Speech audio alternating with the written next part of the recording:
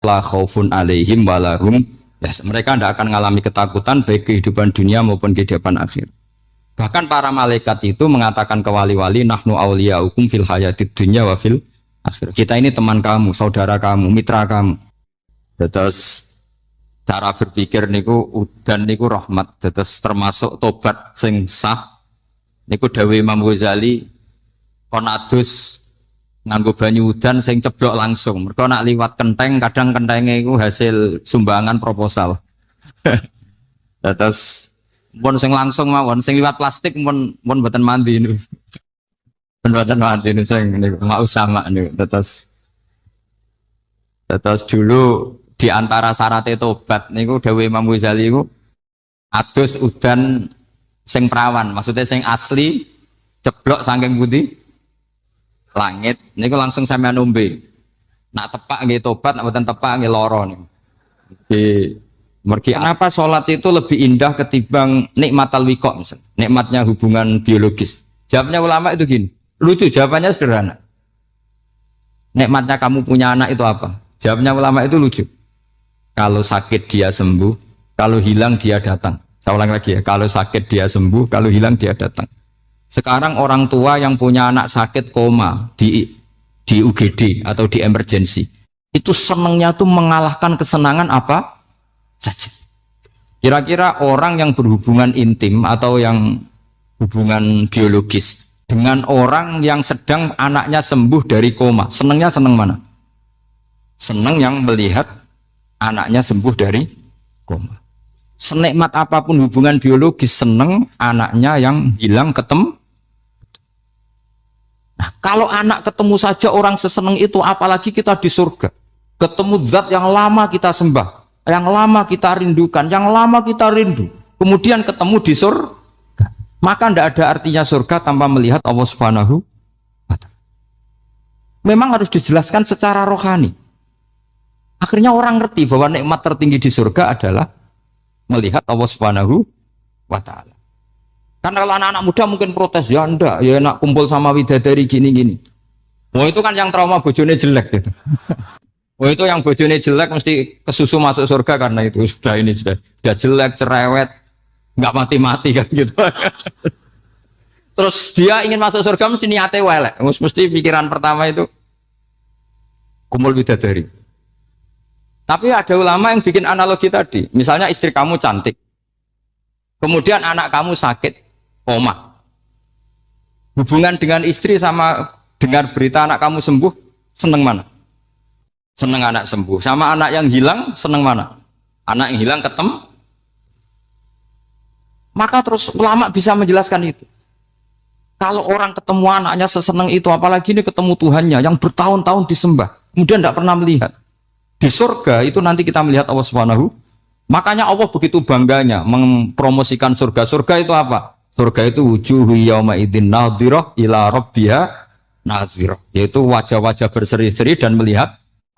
Itu tanpa dijelaskan seperti ini Anda akan janggal, enaknya di mana?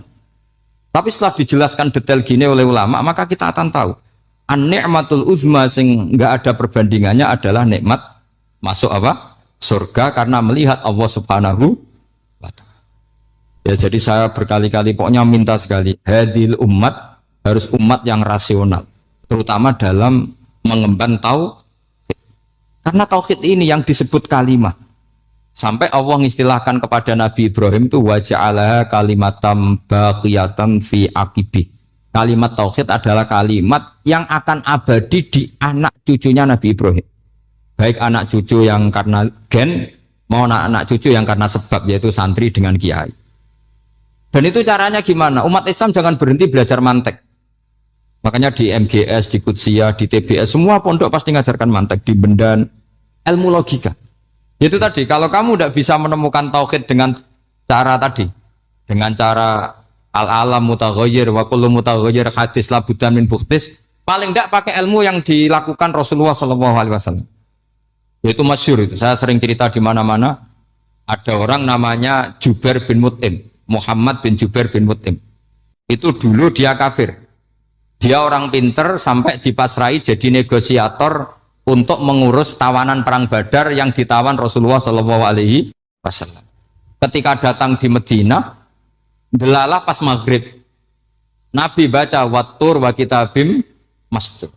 Di antara ayat yang dibaca Nabi itu am khuliqu min ghairi syai'in. Masa manusia sebanyak ini kemudian mereka diciptakan oleh ketiadaan. Min ghairi syai'in itu oleh ketiadaan. Masa alam raya yang wujud ini, alam raya yang punya eksistensi ini kemudian penciptanya adalah ketiadaan. Padahal wal adamu la yakhluqu wa la yu'assiru wa la kadza wa kadza. Tentu sesuatu yang tidak ada itu tidak bisa dikatakan sebagai pencipta. Wong nggak ada, jadi faktor saja nggak mungkin apalagi jadi pencipta. Itu Nabi habis sholat langsung beliau sungkeman, ya Muhammad, saat ini juga saya iman. Karena logika yang dibangun ayat yang kamu baca itu menghabiskan semua logika saya. Intinya logika tauhid itu akan mengalahkan semua teori non tauhid. Itu yang disebut bal naqdhifu bil haqqi 'alal batili fayadmaghuhu fa idza huwa zahid. Kebenaran tauhid itu akan menghancurkan kekuatan apa saja. Fayadmaghuhu itu di tafsir Tobari disebut dorbatan tasujud dimah. Satu pukulan sing sampai menjadikan otak itu hancur. Lainnya disebut damagho, dimah itu maknanya otak. Maka kamu jangan khawatir kalau Islam didiskusikan di Uni Soviet, didiskusikan di Kanada, didiskusikan di Korea, pasti kalimat tauhid akan mengalahkan kalimatul batil. Pasti ja'al haqqu wa zahaqal batil, innal batila kana zahuq. Tapi syaratnya kita harus kuat. Makanya saya ini senang sekali yang namanya ngaji itu saya senang. Karena saya tadi bercita-cita ingin jadi dosen setelah mati. Karena di dunia sudah tidak jadi apa? Dosen. Saya ingin seperti Imam Amudi. Pertama ketemu Allah, beliau disuruh ngajar malaikat tentang ilmu apa? Matematika yang mengarah ke tauhid. Jadi diajarkan. Kamu tahu angka 2, angka 3, angka 4, semuanya bersumber dari angka 1. Berarti semuanya berawal dari 1. Gak tahu setelah itu malaikatnya dites lagi apa enggak, gak tahu. Pokoknya pas itu malaikat ya paham semua. Oke. Kayak apa hebatnya umat Rasulullah Shallallahu Alaihi Wasallam? Karena akalnya kuat. Sehingga kita harus kuat. Sehingga kalimat yang benar disebut kalimatul haqqin alaiha nahya wa alaiha. Nah, kalimat yang salah disebut kaburat kalimatan takhruju min afwahim. Kalimat menjadi kalimat karena diucapkan. Tapi tidak menunjuk hakikat. Kayak ini misalnya, ini tutup, ini putih. Terus saya katakan hitam. Berarti saya mengatakan ini hitam sebagai kata-kata karena diucapkan, tapi tidak pernah menjadi hakikat karena hakikatnya ini putih. Itu hebatnya Quran. Makanya Quran kalau gojlek orang kafir itu, gojlek orang kafir itu sebut apa? Kaburas kalimatan takhruju min afwahihim. Tapi untuk kalimat tauhid dikatakan apa? Yusabbitu walladzina amanu bil qaulits tsabit fil hayatid dunya wa fil akhirah. Sebagian disebutkan wa ja'alaha kalimatam baqiyah. Kenapa kalimat tauhid itu kalimat yang abadi? Karena Allah sebagai Tuhan di dunia juga sebagai Tuhan di akhirat dan selalu Tuhan pada masa yang tidak terbatas. Itu disebut wa ja'alaha kalimatam baqiyah. Kemudian umatnya Nabi mengganti kalimat yang gampang. Allah punya sifat baqo, punya sifat akhir. Maksudnya akhir itu la akhirah. Terus semuanya. Yang paham ya alhamdulillah, yang enggak paham dikon ngapal wujud kidam baqo mukhalafatul khawadisi qiyamuhu bi nafsi wahdaniyat qudrat irad. Wes paham. Lah kok sing rada alim terus roh bedane iki sifat ma'ani iki maknawiyah. Cara Mu'tazilah ngene, cara ahli sunnah ngene. Wah itu sudah kejlimetan baca. Sementing wujud kidam.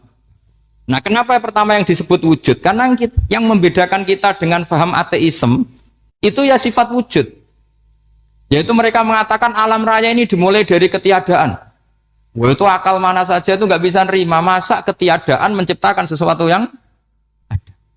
Maka kata Ibnu Hajar al-Asqalani ketika mentafsirkan mensarai hadis salasun mangkunna fihi wajata halawatal iman.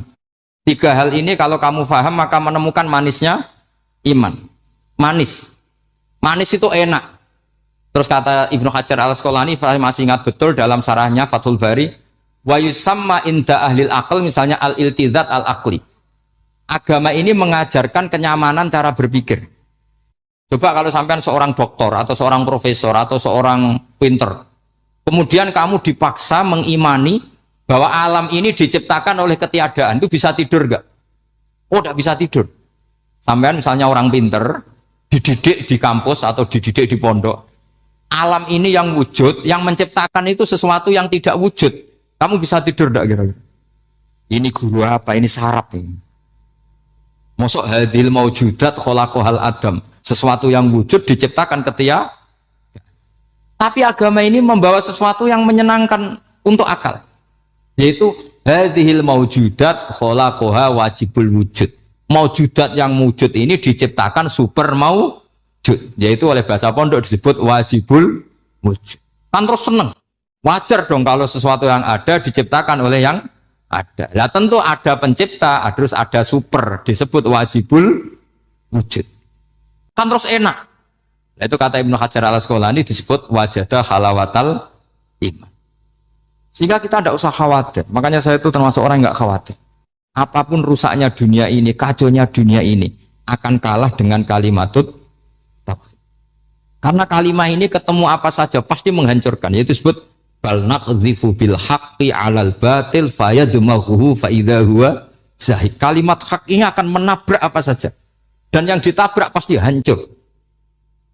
Makanya sama tidak usah khawatir misalnya ada negara ateis di Cina, di Korea. Kita yakin asal yang diteliti itu agama Islam pasti menang. Nah, yang susah kalau yang diteliti orang Islam. Itu susah. Karena yang copet kadang-kadang ya umat.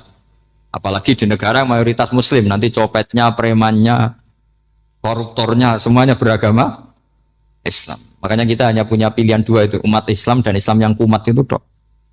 Kalau tidak umat Islam, ya Islam yang kumat. Tapi kalau kalimat tauhid itu kalimat yang aman, tak jamin. Tak jamin 100%. Sehingga saya itu kalau ditanya profesor Pak Bak, kalau suatu saat Indonesia jadi negara yang sangat terbuka, kemudian ada sekolah perbandingan agama, menurut Anda prospek Islam gimana? Saya jawab asal yang dikaji Islamnya bukan orangnya, pasti Islam tetap prospek. Asal yang dikaji apa? Islamnya bukan orangnya. Kalau orangnya ya Masya Allah. Itu tadi kalau tidak umat Islam ya Islam yang. Terus kalau matur nuwun sangat dengan hormat teng Raden Asnawi, beliau sekarang generasi keempat ya, wonten sing generasi ketiga. Nasab kula kepanggih Raden Asnawi teng Asnawi sepuh. Terus Raden Asnawi gada bah namine Abdullah Husnen, terus Ibu Ayu Sofia niku binti Asnawi sepuh. Kula buyut kula kandung damaran niku Hafsah binti Maksum bin Soleh bin Asnawi sepuh. Kenapa saya cerita zuriyah? Terus satu peradaban. Gini bahasa Indonesia mohon nggih. Sane gaul. Satu peradaban itu yang bisa bangun itu zuriyah. Zuriyah itu komunitas gen. Meskipun nanti komunitas gen itu bisa disadap atau dibajak oleh orang-orang yang tidak gen. Jadi agak ilegal tapi itu sah. Karena sampean bisa misalnya kalah nasab sama saya, misalnya bilang nanti ketemu di Nabi Adam saja Gus gitu. Nanti pasti kita ketemu di siapa?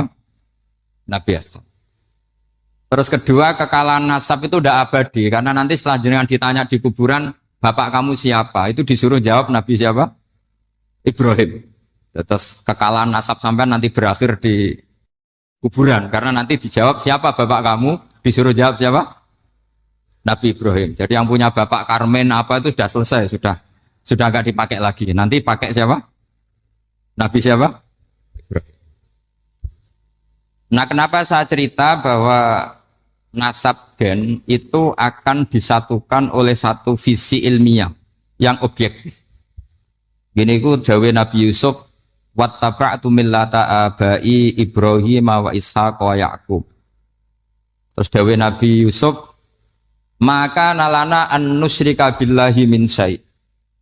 Jadi saya ngikuti leluhur saya. Ini dengerin ya, saya ngikuti leluhur saya, yaitu Nabi Yakub bin Ishak bin Ibrahim. Leluhur saya itu siapa?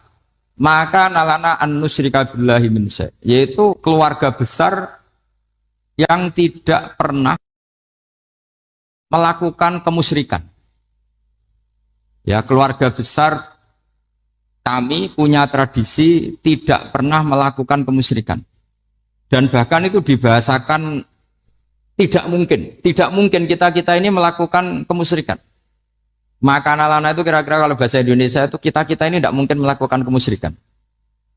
Nah, kenapa demikian? Itu berangkat dari logika yang permanen. Disebut yusabbitu Allahu alladziina aamanu bil qouli tsabiti fil hayatid dunya wa fil akhir. Logika permanen itu begini misalnya. Kita ini kan hidup dari bapak dari ibu terus sampai Nabi Adam. Kemudian setelah Nabi Adam ini berakhir, kemudian kita mau tidak mau berpikir Nabi Adam itu siapa? Terus diterangkan ternyata Nabi Adam itu satu makhluk hidup yang mulanya dari tanah. Lewat wahyu Allah, lewat titah Allah kemudian jadi manusia yang bernama Adam. Sebelum Adam ada bumi, ada langit, ada cakrawala macam-macam. Kemudian itu kita rumuskan lagi, asal usulnya adalah tidak ada. Adamiyun makhdun. Akhirnya kita tahu bahwa alam raya ini diwujudkan setelah dari tidak ada. Nah tentu terus kita berpikir, dari tidak ada menjadi ada itu pasti penyebabnya adalah sesuatu yang ada. Nah yang ada itu disebut wajibil wujud. Karena wajibil wujud ini wujud sendiri, nggak ada saingannya. Karena Allahu ala syai'amahu, Allah ada dan tidak ada pesaingnya. Maka kita ini berpikir nggak mungkin ada kekuatan manapun yang menyamai Allah. Sehingga nggak ada Yesus mungkin menyamai Allah, nggak ada Fir'aun, nggak ada Lata, nggak ada Uzza. Makanya disebut maka nalana an nusyrika billahi min syai'. Kita ini tidak mungkin melakukan kemusyrikan. Sama tidak usah tanya saya, Gus, tapi orang menjadi musyrik itu kan mungkin. Jawabannya itu tetap nggak mungkin. Kemusyrikan itu satu teori yang nggak mungkin. Tapi kalau orang musyrik itu mungkin. Tapi karena kita kenal yang membawa beliau banyak ke Korea. Saya itu beli pesolatan tuh bukan 1, 2 sampai 2 kerdus, 3 kerdus. Itu mulai saya ngiai sampai sekarang. Tak bawa ke Sragen, ke Solo 3, termasuk tak bawa ke Korea. Jadi mungkin ya ini GR saya ngaji di sini itu barokahnya jualan pesolatan. Tapi bukan jualan yang cari laba enggak, karena tak gratiskan, tapi itu dagang akhirat lah kira-kira gitu. Jadi kalau saya masuk neraka kita era pantas, bakul pesolatan kok masuk neraka gitu, kayak itu nggak pantas itu. Karena saya termasuk orang ya yang cara berpikir itu optimis. Dulu di sini ada orang alim alama namanya Raden Asnawi. Terus kemudian sejarah agak berpolemik, ada yang mengatakan beliau itu muridnya Syekh Nawawi, ada yang mengatakan tidak. Apapun itu yang saya yakini adalah beliau ya saling istifadah lah, saling bermanfaat bagi Syekh Nawawi Banten. Saya punya catatan sejarah banyak tentang Raden Asnawi karena guru-guru kita itu akan ketemu di Syekh Nawawi Banten. Yaitu kita tahu misalnya saya ngaji Mbah Mun ngaji Mbah Zubair misalnya ngaji Syekh Fakih Mas Kumambang, ngaji Mbah Mahfud, terus ngaji Sayyid Abi Bakar Sato, terus ngaji Sayyid Zaini Dahlan. Kalau keluarga sini mungkin misalnya Gus Hafid, Mbah Niam, Mbah Zuhri, terus Raden Asnawi. Raden Asnawi kita tahu nikah dari istri mudanya Syekh Nawawi, yaitu Nyai Hamdana.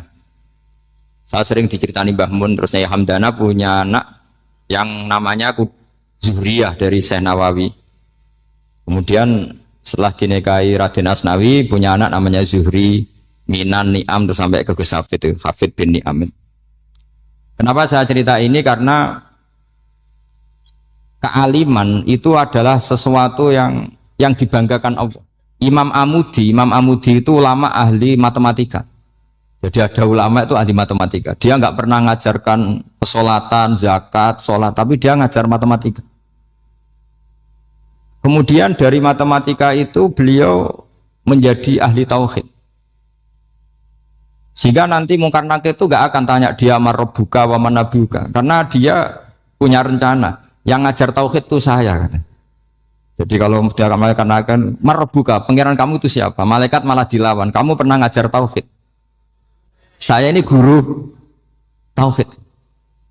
Singkat cerita, saking keramatnya Imam Amudi, kata Allah, ya Amudi, presentasikan ilmu tauhid yang lewat jalur matematika ke semua malaikat saya. Semua malaikat saya tahu cara berpikir matematis. Karena malaikat itu imannya itu iman mauhibah, karena dia malaikat, ya iman karena tahu neraka, tahu surga, terus dia iman. Kalau kita enggak, kita iman tuh pakai logika, jadi lebih keren. Loh betul. Malaikat itu ketika bangga, ya Allah, apa ada orang yang imannya di atas kita? Jawabnya Allah ada. Siapa? Ya orang-orang kudus, kata Allah. Kira-kira gitu. Kenapa? Ya betul. Karena kamu iman saya itu wajar, kamu tahu saya. Tapi mereka nggak tahu saya, tapi iman. Kenapa bisa iman ya Allah? Karena mereka punya logika, punya akal. Akhirnya Imam Amudi disuruh sama Allah presentasikan logika tauhid kamu lewat jalur matematika. Malaikat disuruh dengerin semua, isma'u ya malaikati, ini mimpinya wali. Terus Imam Amudi mulai mengajarkan nisbatul isnaini ilal wahid wa nisbatus salasa wal arba'ah ila ma la nihayatalah, niku binisbatin wahidah, yaitu far'un minal asli wa huwa al wahid. Mbok angka sebanyak apapun 2, 3, 4 sampai 1 miliar, itu nisbatnya ke angka 1 adalah nisbatul far'i ilal asli. Semuanya berasal dari satu.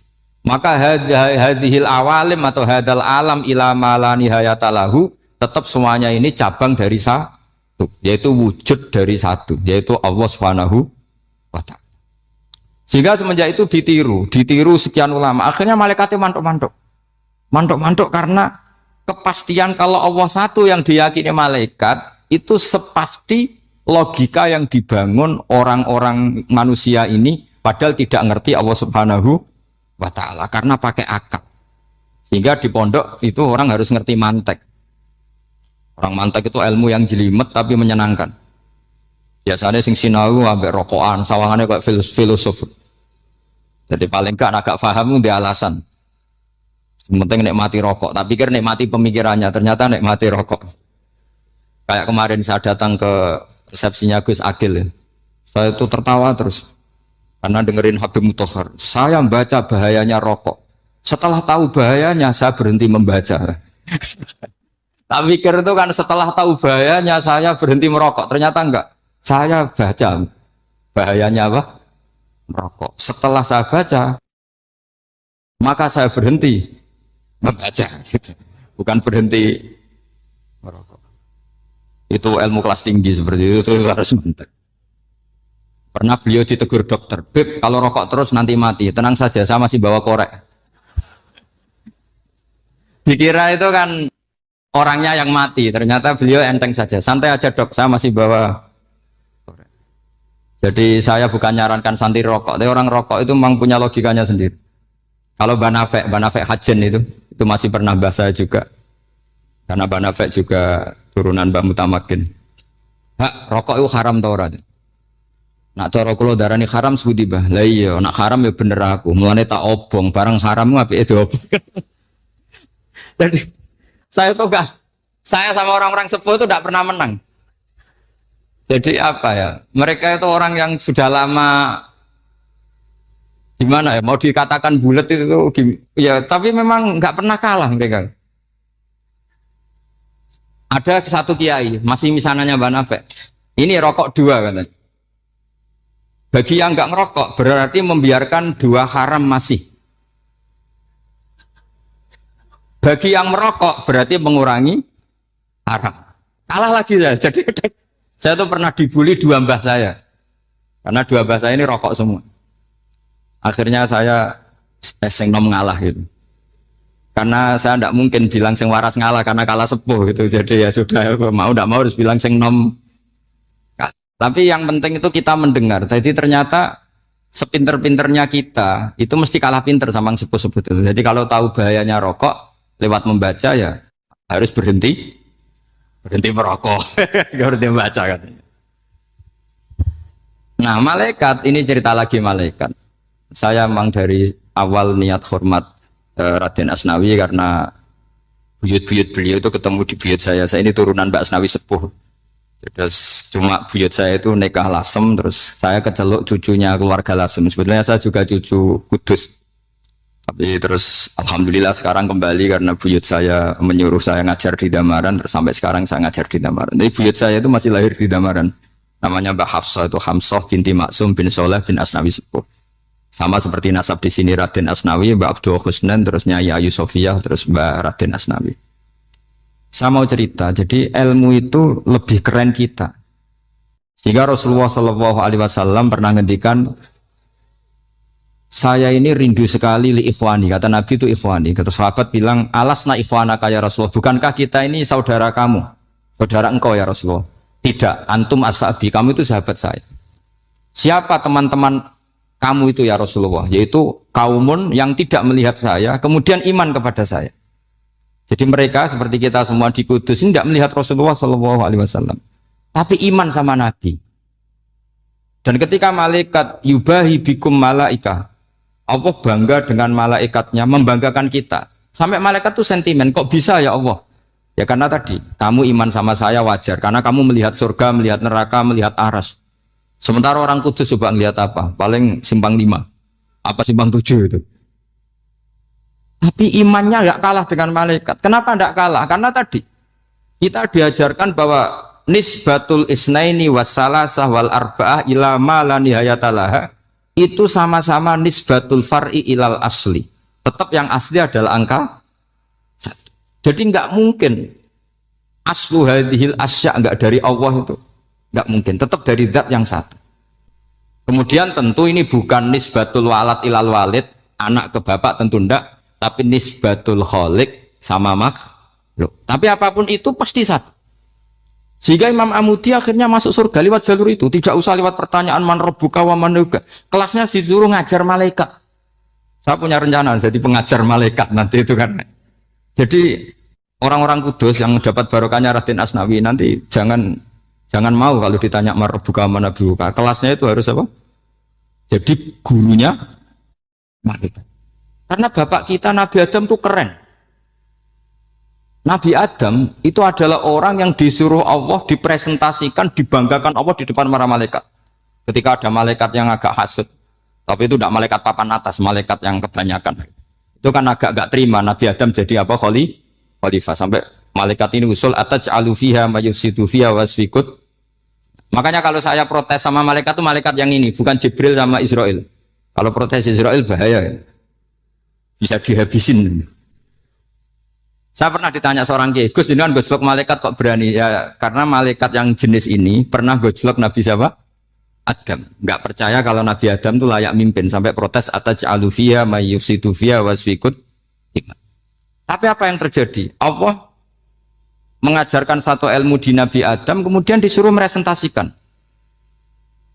Qala ya Adamu ambihum bi asma'ihim. Adam, coba kamu presentasikan ilmu kamu. Karena Nabi Adam fasih mempresentasikan ilmu, kata Allah, kamu bisa enggak sepinter Nabi Adam? Enggak bisa ya Allah. Makanya sudah saya bilang ini alamu malah. Saya lebih tahu siapa yang layak mimpin. Jadi layak mimpin itu pertama harus kuwatul ilm. Ilmunya itu harus kuat. Nanti saya akan cerita hubungannya Raden Asnawi dengan Syekh Nawawi. Apa itu hubungan teman, apa murid guru, itu memang masih jadi polemik sampai sekarang. Kalau saya ya keyakinan saling istifadal. Ini bahasa netral, tidak murid guru tapi saling apa? Istifadah. Kata Syekh Nawawi dalam tafsir Munir itu, ilmu itu nomor 1. Sehingga beliau setiap ada ayat fa inna hizballahi humul ghalibun, beliau pasti menafsiri bil hujjah wal barohin la bisaulah. Saya masih ingat betul takbirnya, memang saya hafalkan. Tapi bukan untuk modal pidato, bukan modal sebagai wong alim. Kalau pidato gampang. Pidato itu semua orang bisa. Kalau jadi orang alim itu tidak gampang. Lebih susah lagi wong alim buat pidato. Itu kalau nggak pernah mbah saya tidak mau. Karena memang saya terkenal nggak suka pidato. 1 memang nggak bisa. Nomor 2 tidak ingin. Nomor 3 ya rugi. Karena pidato itu nasib-nasiban. Kalau nasib baik kamu tidak paham itu, wah Gus Pak ilmunya tinggi sehingga kita tidak paham itu kalau nasib baik. Kalau nasibnya ada baik, nak ngendikan bulat sama itu tepat-tepatan. Dan Syekh Nawawi itu benar, Raden Asnawi juga benar, semua guru-guru kita benar. Karena agama ini sebetulnya bukan masalah negara, tapi masalah logika yang sehat. Uni Soviet itu pernah mengkooptasi Uzbek. Ceknya, Tajikistan, itu 100 tahun. Orang dipaksa ateis. Tapi orang-orang Uzbek, saya sering ketemu ulama Uzbek, kadang ketemu di Korea, kadang di Malaysia. Orang-orang Uzbek itu punya basement di bawah tanah. Kemudian di bawah tanah ini mereka ngajarkan tauhid. Ngajarkannya ya gampang. Misalnya, ini sesuatu yang ada, ya ini. Ini ada penciptanya enggak? Ya ada. Siapa? Tukang katanya. Yang penting itu enggak ada logika bahwa sesuatu yang ada disebabkan oleh ketiadaan. Lah orang komunis, orang ateis itu orang yang mengatakan alam ini didahului oleh nihilisme, oleh adamiyah. Masuk akal enggak sesuatu yang ada, penciptanya sesuatu yang tidak ada. Sehingga orang anak-anak Uni Soviet itu enggak pernah kepikiran membenarkan ateis, itu enggak pernah. Bareng Uni Soviet ada itu glasnost perestroika itu kemudian hancur, semuanya langsung menjadi negara Islam, termasuk Uzbek, Tajikistan, karena diajari ilmu, bahwa ilmu itu yang nggak pernah kalah oleh negara. Sehingga saking pedenya Rasulullah SAW ketika Sulhul Hudaybiyah, ini agak jelimet tapi gampang dicerna. Sulhul Hudaybiyah itu satu perjanjian yang semuanya merugikan Rasulullah. Yaitu kalau orang kafir masuk Islam disuruh kembalikan ke kafir, karena kafir itu bagi mereka habitat, Islam itu hal yang baru. Tapi kalau orang Islam menjadi kafir, nggak boleh kembali Islam, berarti kembali ke habitat. Semua perjanjian itu merugikan. Sampai masyhur Sayyidina Umar protes ke Rasulullah, jenengan masih nabi. Itu kan ekstrim tanya. Jenengan sampai sekarang masih nabi? Ya, saya masih nabi. Kenapa tanya demikian? Karena semua perjanjian merugikan Islam, menguntungkan orang apakah? Semua sahabat sebetulnya persis Sayyidina Umar protes, kecuali Abu Bakar. Lama-lama akhirnya di antara perjanjian itu berbunyi begini. Tapi saya minta satu hal. Orang boleh mendiskusikan Islam tanpa tekanan. Itu saja permintaan Nabi. Orang boleh mendiskusikan Islam secara bebas, tidak tertekan. Karena orang-orang kafir melihat itu hal yang biasa. Ya nggak masalah Muhammad. Akhirnya orang diskusi. Islam itu apa sih? Islam itu orang yang menuhankan Allah. Allah itu siapa? Zat yang menciptakan langit dan bumi. Lama-lama orang kafir berpikir, wah keren. Tuhannya Muhammad bisa bikin langit dan bumi. Nggak kayak Tuhan kita, malah kita yang bikin. Jadi mulai debat itu mulai. Terus ada yang cerita lagi. Saya pernah loh nyembah Lata, pas itu dikencingi luwak. Masa ailahun ya bulu ali sa'laban, masa Tuhan kok dikencingi luwak? Yang agak-agak ahli kitab ya diskusi lagi. Wah kayaknya Yesus tidak Tuhan. Masa Tuhan kok kelaparan, lemes, wah repot nanti. Jadi makanya Allah ketika gojlok wa ummuhu siddiqah kana yakulani ta'am. Mal masihu ibnu Maryam illa rasul qad khalas min qablihir Rasul wa ummuhu siddiqah kana yakulanit. Coba paradok enggak misalnya. Kamu didolani Nabi Isa terus ketok lemes. Kenapa? Tuhan, saya agak sakit keroi dulu. Kan enggak kebayang itu. Punya Tuhan yang sakit setelah makan sehat terus. Kan enggak kebayang seperti itu. Ketika Nabi punya konsep Tuhan, Tuhannya Muhammad itu siapa? Yaitu zat yang la awalalah, zat yang pertama. Lalu Tuhan itu siapa? Tuhan itu yang menciptakan langit bumi. Tuhan itu siapa? Yang memulai segalanya. Lama-lama mereka berpikir, wah kalau gitu yang benar itu Islam.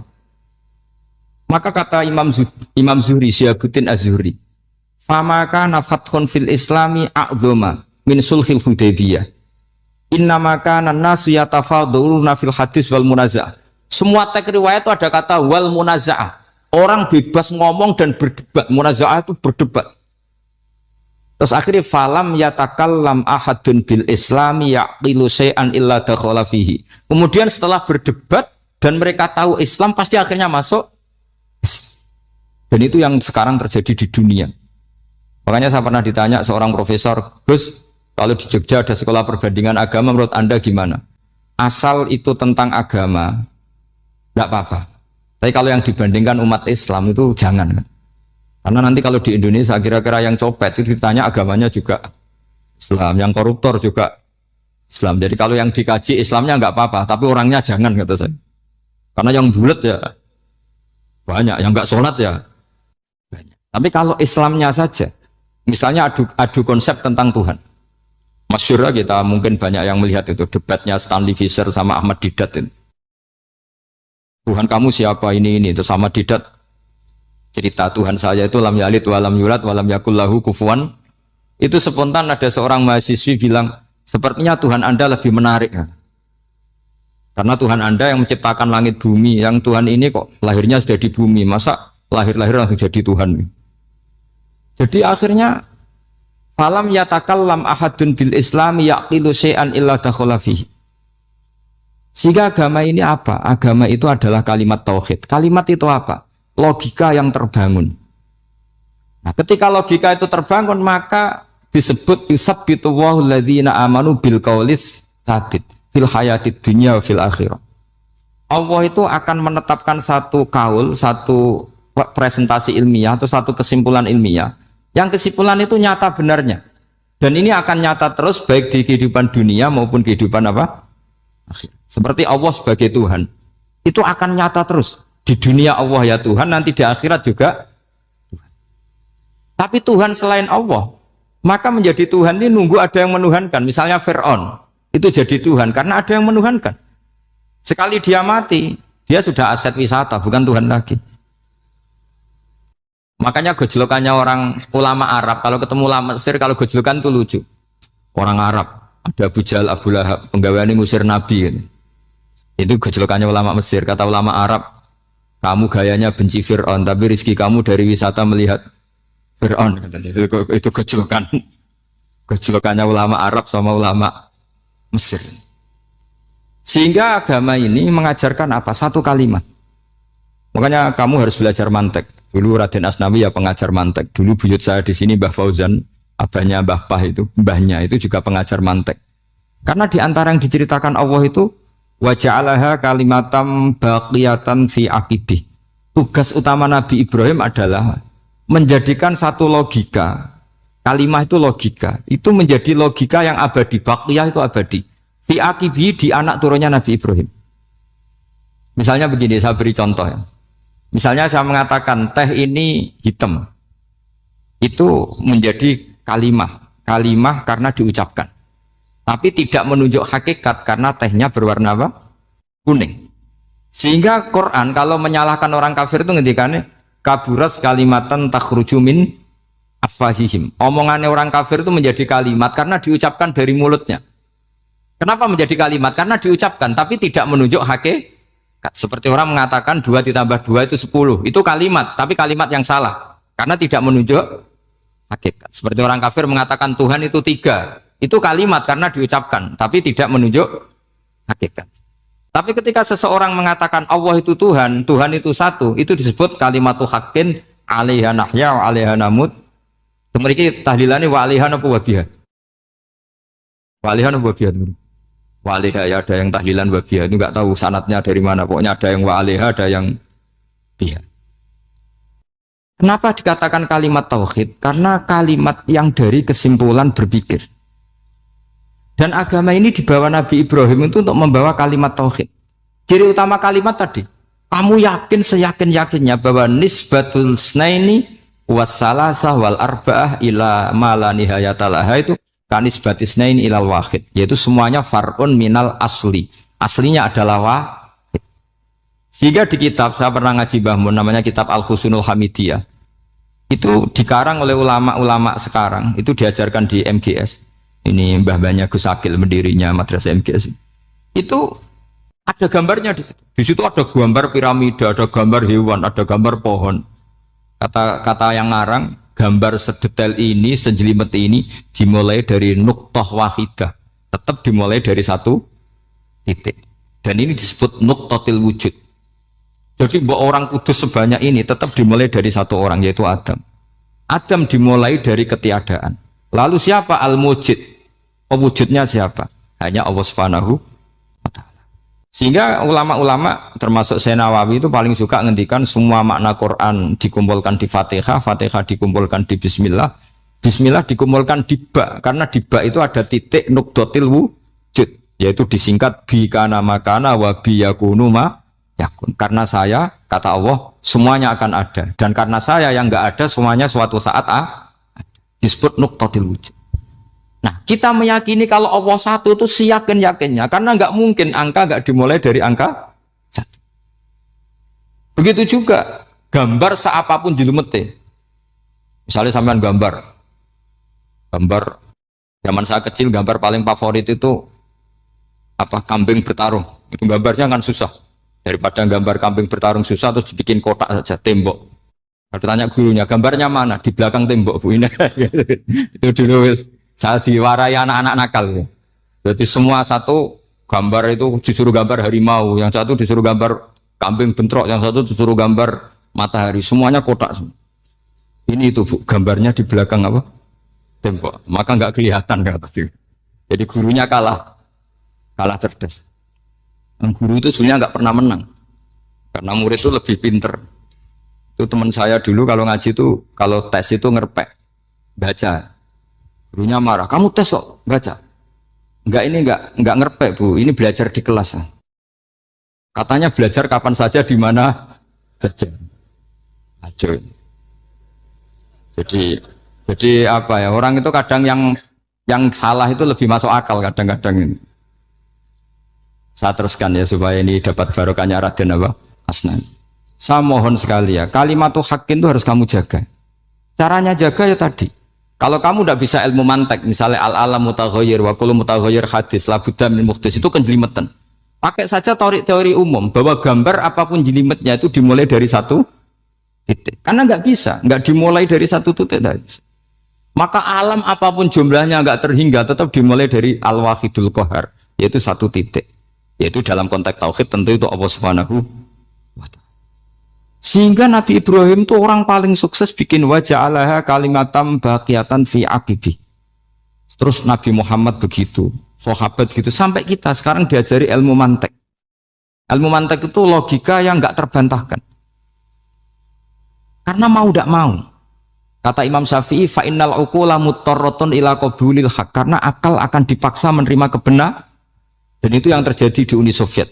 Dikooptasi 100 tahun untuk berfaham ateis, dilawan oleh ilmu, tetap menanamkan ilmu tauhid, ilmu mantek. Ketika Uni Soviet secara politik runtuh, semuanya menjadi muslim, termasuk negara-negara yang dulu dikooptasi. Maka kamu tidak usah kecil hati di Indonesia, mau apapun rusaknya negara ini, asal kita cara bertauhid benar, insya Allah tetap meninggal husnul khotimah. Karena sudah janjinya Allah, yusabbitu walladzina amanu bil qaulits tsabit. Sing jelas itu nomor satu tuh al qaulits tsabit. Memang itu logika yang masuk akal.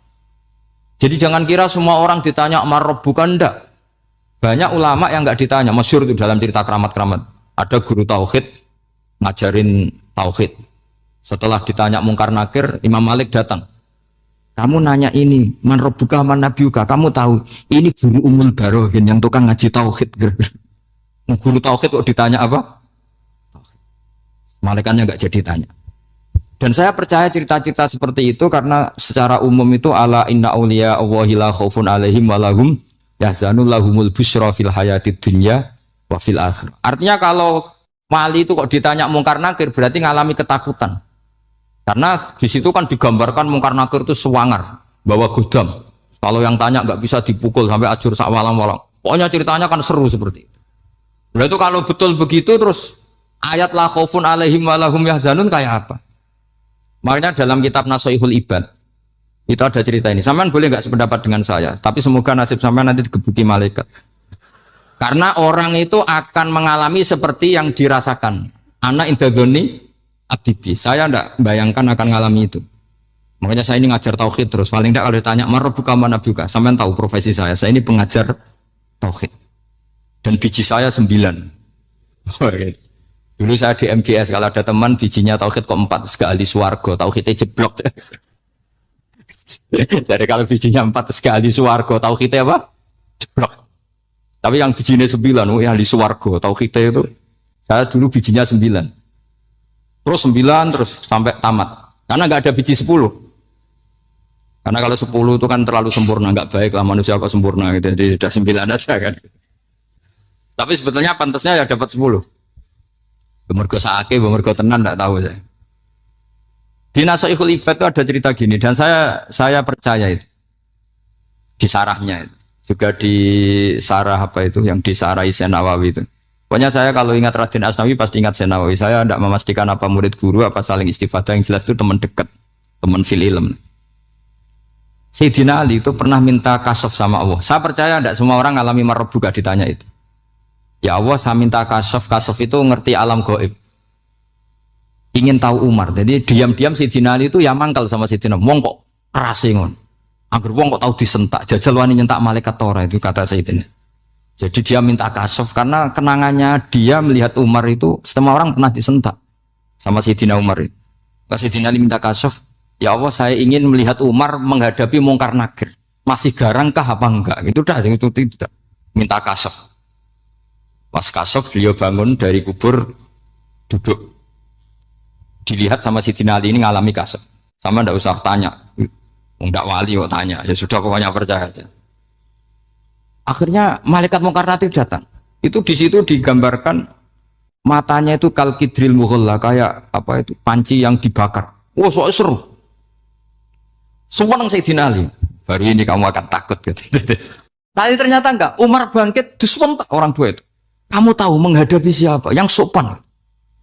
Wah, sontak. Kaget malaikatnya itu karena nggak pernah ngalami disentak, mungkin itu pertama. Kaget. Memangnya kamu siapa? Saya ini teman kekasih Tuhanmu. Saya yang diandalkan temannya sebenarnya bukan dia. Ana sohibu habibillah. Saya ini temannya kekasihnya Allah. Jadi dia mengandalkan temannya sebetulnya, bukan mengandalkan dirinya. Oh, kamu temannya Nabi Muhammad? Iya, saya Umar, temannya Nabi Muhammad.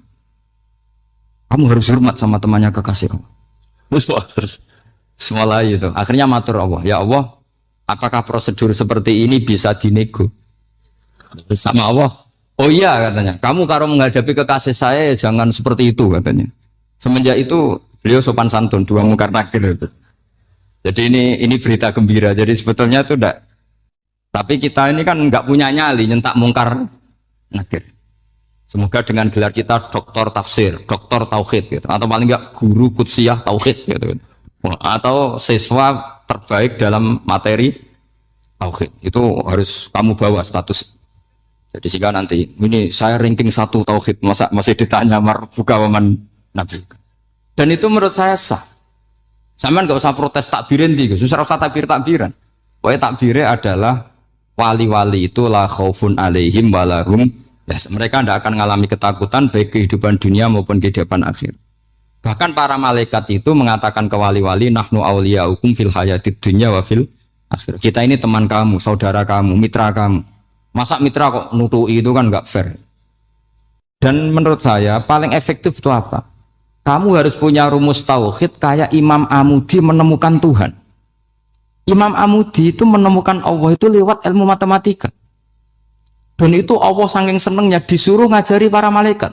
Wa ya malaikati isma'u. Kamu harus mendengar, ini orang alim saya yang ahli matematika. Tapi justru itu ngerti bahwa asal usul alam itu minal wahidil qahar. Dari zat yang satu. Akhirnya Imam Amudi mulai ngajar tuh. Nisbatus naini wassalah sawal arba'a ila mana nihayatalaha iku kabeh iku far'ul wahid. Akhirnya malaikat mantuk-mantuk. Nah, iman seperti itu akan setingkat keyakinannya dan keakurasiannya sama dengan imannya para malaikat. Makanya Nabi ngendikan tubaliman amanabi walam yaroni. Sebagian riwayat disebut sab amarot. Nabi ngendikan sampai 7 kali. Benar-benar keren orang yang tidak melihat saya kemudian iman kepada apa yang bisa menemukan itu. Hanya misalnya contoh paling gampang ya yang dialami para ulama. Ya saya ulang lagi yang dialami para ulama ketika menemukan ilmu ya yang menjadikan mereka mahabbah Rasulullah Shallallahu Alaihi Wasallam. Nabi itu paling suka itu sholat. Nabi itu paling senang sama sholat. Wa qurratu aini fi sholat. Terus beliau ngendikan as-sholatu imaduddin. Terus beliau kalau muji sholat itu sundul langit. Sampai beliau kalau banyak masalah itu bilang ke Bilal, arifna ya Bilal, saya kasih istirahat. Itu maknanya mau sholat. Semuanya sholat.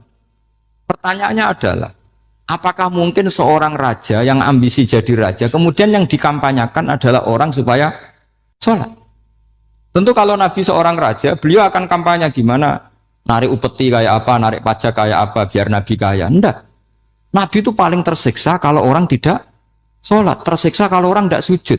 Loh, kalau beliau seorang raja, ngapain mempopulerkan sholat? Maka makna sholat Imaduddin adalah sholat itu tiang agama. Maknanya tiang agama, kamu akan tahu betul kalau dia seorang Nabi. Karena apa? Yang diajarkan adalah sholat. Loh, coba untungnya apa bagi Nabi Muhammad ketika umat Islam sholat? Kan tidak ada untungnya sama sekali. Ya clear ya, jadi terus sekarang masalah nasa mansuh ini kan clear tentang mukaddimah ilmu tafsir.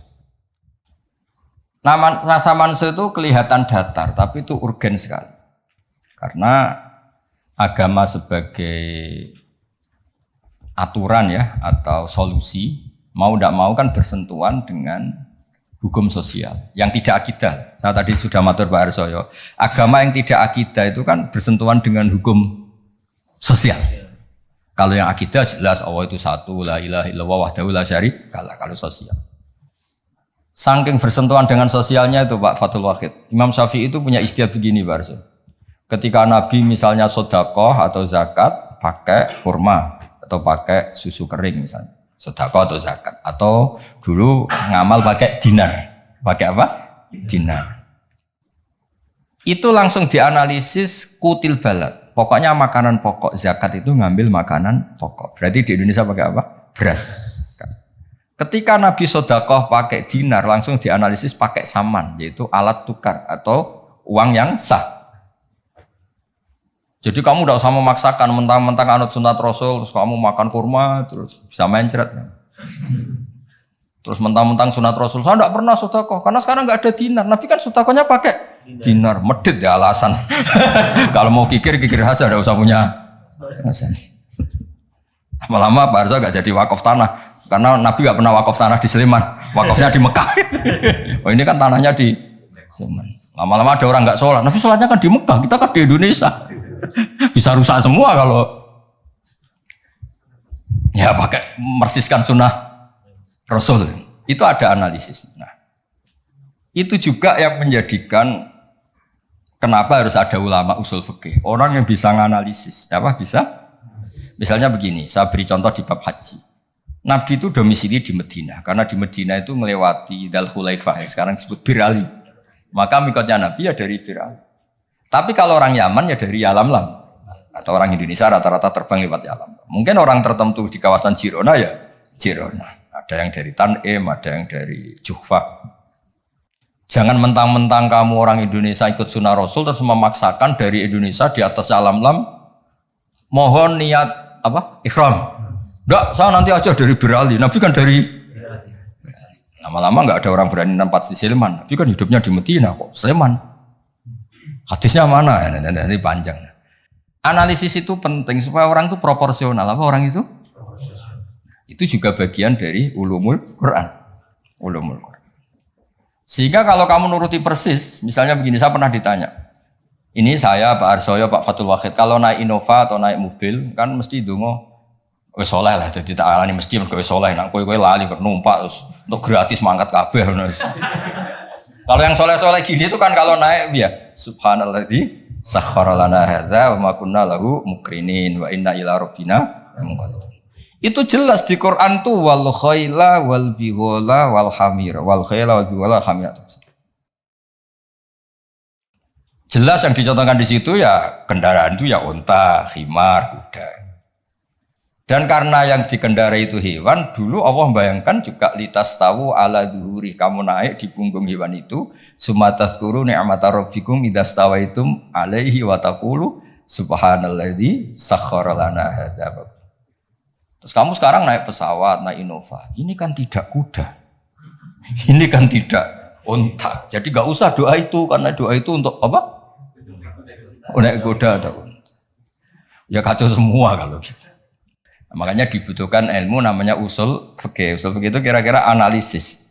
Yang dilakukan Nabi itu jenis ubudiyah mahdhah sehingga nggak bisa dinego, atau jenis produk sosial, atau jenis.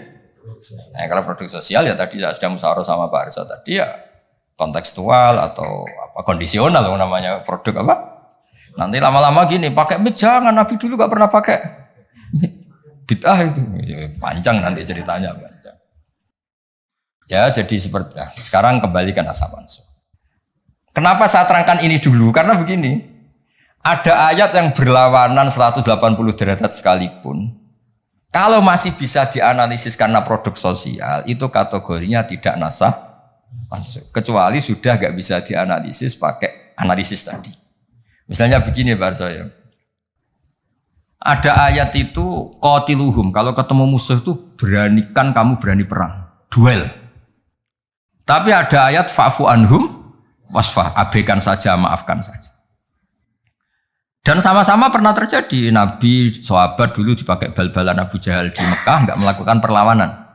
Tapi setelah periode Madinah melakukan apa? Perlawanan. Kata banyak ulama, seperti itu golekane jeng bab nasaman golek niku.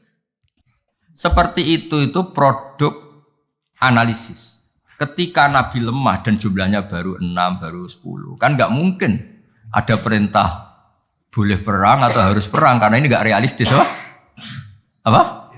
Nggak realistis. Sehingga ayat-ayat Makkiyah rata-rata ya produknya fa'fu anhum wasfa, maafkan saja, ya. Paham ya? Tapi ketika di Medina udah punya orang gagah berani, sahabat-sahabat Ansor jumlahnya besar, komunitasnya besar. Terus digobal-balan menengahnya kan ya lucu. Lucu kan? Lucu. Itu kan ada konteksnya, Pak. Ada konteks. Nah, kalau seperti itu maka nggak perlu dianggap ayat fa'fu anhum wasfah dinasah pakai ayat perang. Ya sama lah seperti pertama orang Indonesia didatangi Belanda nggak tahu apa-apa, zaman agresi lah, zaman dulu agresi. Bisa apa? Terus banyak yang terpelajar, banyak ada yang bisa jadi pilot, tentara sudah terbentuk, kiai-kiai komunitasnya besar, ya melakukan apa? Perlawanan. Tapi nggak perlu kamu katakan perlawanan itu satu hal yang harus karena ini Belanda penjajah. Daerah sekarang peradaban begini, kan yang ada kerjasama kan.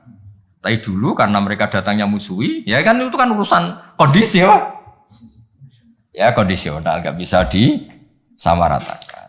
Ya, nah saya baca ya masalah nasa mansuh itu. Nasa mansuh itu komentarnya harus persis seperti saya ini, itu baru benar. Kalau enggak rapati benar.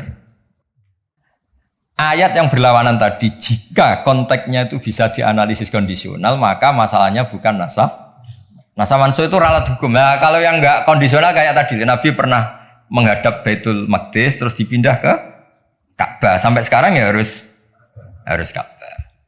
Dulu iddah ketika orang ditinggal mati suaminya pernah iddah itu 1 tahun. Wasiyatan li azwajihim mata'an ilal hauli ghaira ikhraj. Berarti pernah iddah berapa? Setelah itu dinasah ya tarabbas nabi anfusihinna arba'ata asyuri wa asyra. Jadi 4 bulan 10 hari. Nah, itu nasaman soal karena nggak bisa dianalisis secara apa? Sosial. Ini kalau baca ya, yang bisa dianalisis secara sosial. Asalisu ma umira bihi li sababin summa yazulu sababu kal amri khina dhfi atau khina dhufi wal qillati bisabri wasafhi summa nusikha bi ijabil kital wa hadza fil haqiqati laisa naskhon. Apa laisa naskhon? Karena bisa dianalisis asal usulnya. Nah ini biar difotoin apa ini? Mulai ini ma umira li sababin ini. Foto dulu nanti biar ada yang tanya. Nah sehingga kiai-kiai Jawa ketika meskipun ngaji Jalalain, ngaji kitab Jalalain, tafsir Jalalain, kan sering ada ayat misalnya lakum dinukum waliyadin, kadang sebagian dikomentari mansukhun bi ayatis saf atau bi ayatil kital. Itu kiai Jawa tidak ada yang ikut meskipun mereka baca kitab karena ngerti konteksnya apa? Ya, misalnya kita dulu ketika Jepang datang ke sini itu memang jajah, ya kita bilang ada revolusi jihad, misalnya resolusi jihad, ada resolusi jihad. Dulu Mbah Hashim, Mbah Ahmad Dahlan juga sepakat melawan penjajahan, apa ngelawan? Jadi ketika ke sini studi banding atau ke sini tukar ilmu ya nggak ada masalah kan? Bahkan di Quran sudah diumumkan wa in ahadum minal musyrikin astajaruka ya fa'ajirhu hatta yasma'a kalam Allah. Ya kalau ya kan ya tadi konteksnya beda. Ya konteksnya itu kemarin saya jagongan itu sama Pak Alwi Shihab, adiknya Pak Kures, kan dulu pernah Menteri Luar Negeri. Kata beliau, Sekarang Gus ngomong rekonsiliasi cek susahnya, alasannya ngenang masa dulu. Nah, masa dulu ya ada yang sekarang nggak mungkin. Dulu pernah kan ada istilah zaman dulu pernah sedikit konflik dengan Malaysia, Pak Karno bilang ganyang. Nah, masa sekarang kan ya jelas enggak itu. Itu kan konteksnya beda. Dulu Mbak Hasyim, Mbak Madalan bilang resolusi jihad. Ya sekarang kan enggak. Malah anak-anak ini nunggu ada beasiswa ke sana. Enggak belajar malah dulu ayat Amsterdam. Oh, bal-balan. Apapun itu kan yang seperti itu kategorinya itu ma'uzila li sababin apa ma'uzila li sabab. Jadi hilangnya bukan karena hukum nasa mansuh, tapi karena sebab yang berbeda. Saya tadi jagoan Warsoyo dulu tuh orang kiai-kiai termasuk buyut-buyut itu ngaramkan orang pakai pantolan ya, pakai celana, pakai apa itu dasi. Karena itu londo itu. Mantas sababi komen bahwa minum ya pernah kan ada era gitu. Lah sekarang rektor Universitas Islam Indonesia pakai celana, pakai dasi. Londo itu kalau dulu tuh. Sekarang enggak. Sekarang kalau pakai sarung malah dianggap wow, masalah itu. Kecil saya masih ingat orang pakai sarung tuh nggak dianggap sunat karena dulu katanya cerita dulu uang sing nganggo sarung kalau piok kalah terus kemulan turun yang rondan dari dulu pernah lo ya tak cerita kuno dulu tuh orang kalah main loh ini saksinya banyak ini kan dulu sarung pernah ya nasibnya gitu pernah ya sekarang saja sarung jadi simbol pakaian apa santri dulu gak ya masih ingat ya cerita itu upiok kemula, semain kalah, kemulan tidur dia mah. Cakro. Ya terus jangan bilang, oh ini sarung simbol orang kalah apa? Main kalah judi gitu. Jangan. Sekarang konteksnya beda. Nah itu nggak perlu kamu analisis pakai nasa. Maksudnya kalau suatu saat Anda baca ayat yang konteks maknanya kok beda sama sekali, nggak langsung boleh dianalisis itu nasa mansuh. Ya aja konteksnya beda. Ya kira-kira gitu harusnya. Jadi di sini redaksinya ma'umira bihi li sababin summa yazulus sabab. Saya contohkan tapi Pak Fajar enggak usah tersinggung. Misalnya kenapa sih Nabi itu banyak yang poligami? Orang di nikah Nabi itu bangga. Mertuanya ya bangga, iparnya ya bangga. Umatnya ya bangga. Saya tak tahu yang kamu nikah itu bangga apa enggak poligami. Sehingga dulu namanya Juwairiyah itu dulu ketangkep ketika perang. Itu orang Bani Mustalik itu bencinya sakpole sama Nabi. Kelompoknya Nabi juga benci sama Bani Mustalik. Setelah Juwairiyah itu dinekah Nabi, semua tawanan sahabat yang di Bani Mustalik dilepas. Asharu Rasulillah, ini keluarga besan. Yang sahabat juga ngelepas Bani Mustalik karena keluarga Bunyainah jaro sekarang itu keluarga besar. Nah, maksud saya cerita saja, ada usaha itu, gak usah cerita saja. Cerita, maksudnya cerita. Kalau kamu poligami itu kira-kira istri kamu, mertua kamu, ipar kamu bangga apa? Nek. Maksud saya bukan masalah boleh tidaknya, kalau bolehnya boleh lelaki itu boleh nikah berapa? 4. Loh, bukan berarti. Gak maksudnya kalau kamu merasa sunat-sunat banget itu perlu dipertanyakan di bolehnya boleh, tapi kalau merasa apa? Sunat-sunat banget itu konteksnya itu dong ya. Udah usah diterusin itu banyak yang nggak siap. Inginnya yang di belakang itu kalau boleh aja Gus, nggak usah catatan ya gitu. Ya sudah pokoknya ini ngaji rileks ya. Sekarang ini masih ada waktu 30 menit. Sekarang tentang mukjizat karena ini yang paling panjang itu tentang apa? Mukjizat. Saya sengaja saya letakkan di akhir. Saya baca takbir orisinilnya dari hadis Rasulullah SAW di Shahihul Bukhari. Saya ulang lagi di kitab Shahihul Bukhari. Nah, di kitab Shahihul Bukhari nomor hadisnya itu 4981. Kamu sudah hafal berapa? Ya, nomor hadis berapa? 4981. Di antara kebanggaan Rasulullah SAW itu beliau ngendikan tidak ada nabi kecuali dikasih ayat atau mukjizat yang spektakuler. Kayak Nabi Musa kan bisa kayak simsalabim mukul belah laut terus kering. Nabi Soleh juga batu besar ngeluarin apa? Onta. Ngeluarin apa? Onta. Keren. Onta kok keluar dari batu besar. Ajaib lah. Nabi-nabi dulu itu ajaib. Tapi yang agak-agak kalau boleh dibahasakan, agak-agak gak rasional itu satu Pak Arso. Saya punya kitab namanya Al-Husulul Hamidiyah. Itu pinternya bukan main yang ngarang. Saya gak pernah jadi rektor Pak, tenang saja. Gak, tetap keren jenengan karena pernah jadi rektor. Itu mau pinter toh gak jadi rektor. Dia bilang gini, mukjizat itu dari kata ajaza yu'jizu i'jazan ya kan? Ajaza yu'jizu i'jazan. Sesuatu yang bikin musuh itu gak berdaya. Berarti fahuwa mu'jizun apa? Fahuwa mu'jizun. Berhubung wakilnya perempuan karena ayat itu kan mu'annas. Akhirnya mukjizatun. Ya, ini masih punya sisa-sisa dulu ngaji lama ini di Kudus. Nggak tahu jadi begini. Dulu lama ngaji di sini. Ya berarti mukjizat apa? Sesuatu yang bikin musuh itu nggak berdaya. Nah sekarang kata kitab yang saya baca tadi, ketika tidak mampu, ya Fir'aun dan kawan-kawan mampu nggak punya tongkat untuk membelah laut? Nggak mampu kan? Umatnya Nabi Soleh mampu nggak ngeluarin unta dari batu besar? Nggak mampu. Nah kalau sekedar nggak mampu, siapapun nggak mampu bikin burung, juga nggak bisa bikin lautan. Kenapa nggak bisa bikin lautan nggak dianggap mukjizat? Ketika Allah bikin laut ya mukjizat, bikin burung ya. Mereka nggak bisa loh bikin orang kayak kamu gini kan nggak bisa. Nah, umatnya Nabi Pak Arso itu dilatih. Yang namanya mukjizat tuh ayat apa saja. Terciptanya langit dan bumi, gunung, Semeru sampai gunung Jogja, apa itu? Merapi. Semuanya itu mukjizat karena itu ayat Allah yang orang nggak akan bisa bikin. Sebab itu mukjizat Rasulullah itu dianggap paling rasional karena tidak usah nunggu yang dasar-dasar yang.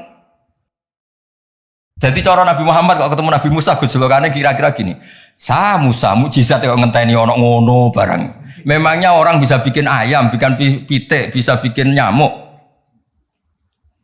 Kan sama-sama berstatus mukjiz, sesuatu yang orang lain nggak bisa, makhluk nggak bisa. Lah umatnya Nabi itu nggak dilatih yang gitu-gitu, dilatih inna fi khalqis samawati wal ardi waqtilafil laili wa sabr wal fulki sampai kabeh la ayati liqaumi yaqilun. Kalau kamu punya akal tuh semua sudah mukjizat. Ngapain sih mukjizat kok nunggu gitu-gitu gitu. Clear ya? Jadi makna mukjizatnya tidak kena untuk umatnya Nabi Musa itu tidak kena. Untuk ngakui lemah saja kalau nunggu pertunjukan. Bikin rambut aja kan ya ada. Bisa untuk ngakui Allah dijaya saja kok nunggu pertunjukan. Harusnya keseharian kita juga sudah ada pertunjukan Allah yang menunjukkan kita ini tidak siapa. Makanya di kita disebut wa ma min dabatin fil ardi wala ta'iri yatiru bi janahihi illa umamun amsalukum. Inna fi khalqis samawati wal ardi satrusnya la ayatil liqaumi yaqilun. Enggak usah. Wa min ayatihil lailu wan naharu wasyamsu wal qamar. Semuanya itu sudah mukjizat, enggak usah nunggu. Nah, ini saya baca. Pak ngaji ini kondang. Saya baru ini ngaji seterhormat ini didampingi rektor sama sekretaris pembina badan wakaf. Kayaknya nanti kalau Mungkar Nakir ketemu saya, wah ini kayak hebat. Kenapa? Ngaji aja ditunggu rektor terus. Jadi rektor. Tapi tadi pas beliau nunggu saya, Pak Arso makom saya sudah yang kelima tadi. Tidak boleh hadir selain Allah. Jadi ya sudah. Akhirnya saya bilang, ini Allah sendiri yang mendatangkan, ini Allah sendiri. Sudah nggak penting semua. Kalau pakai makom kelima, saya tidak terima kasih karena menolak kehadiran selain Allah tadi. Makomnya sudah kulillah, jumadarhum fi khodihim. Kalau kamu masih butuh Pak Rektor, nak mau sampai diangkat jadi dosen. Pak Fajar juga sudah butuh, dulu dosen nggak tetap, gara-gara kroninan terus jadi dosen tetap. Nggak apa-apa, ini cerita guyon aja, tapi agak bener. Loh, kamu masih butuh kan? Kamu butuh kenal Rektor butuh nggak? Oh butuh sekali kan? Badan wakaf butuh sekali, nggak ngucur dananya bisa ditarik. Tadi Jogja sini bisa ditarik. Kalau makom saya tadi yang kelima tadi menolak hadirnya selain Allah. Itu makom musyahadah. Tapi saya enggak, saya tetap syariat. Matur nuwun. Saya baca ya. Kata Nabi, sabda Nabi, ma minal anbiya'i nabiyyun illa u'tiya minal ayat ma misluhu amana alil bashar. Ini di hadis Bukhari. Ikutnya juz 4. Wa inna ma kana alladhi utitu wahyan awhahu wa ilayya fa arju an akuna aktsarahum tabi'an yaumal qiyamah. Semua nabi itu punya mukjizat yang dahsyat. Tapi itu tidak ada apa-apanya dengan mukjizat saya. Mukjizat saya itu Quran dan saya berharap dari mukjizat yang rasional ini kemudian pengikut saya yang terbesar. Nah, itu komentator sarahnya ini Fathul Bari dikarang oleh Ibnu Hajar al-Asqalani. Pengarangnya itu kelahiran Gaza. Gaza itu kelahiran Gaza. Ya, jadi Bukhari itu kitab Sahih Bukhari itu pengarang sarah paling terkenal itu Fathul Bari. Pernah dengar toh? Dengar toh ya? Nah, ya, itu tak bacakan.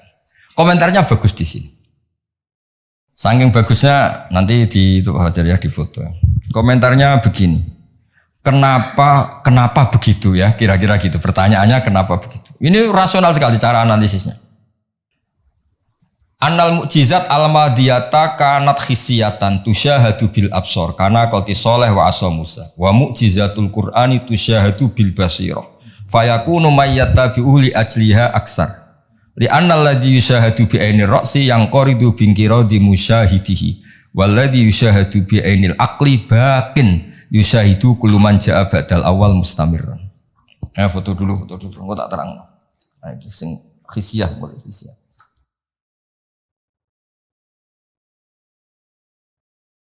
Yang mulai ini annal mukjizat al-madiyah kana khisiatan. Ya nanti jeda asar terus yang ngopi-ngopi dulu ya kira-kira jeda setengah jam atau 1 jam habis itu ngaji apa? Hadis. Sesuai namanya tafaqquh tafsir apa?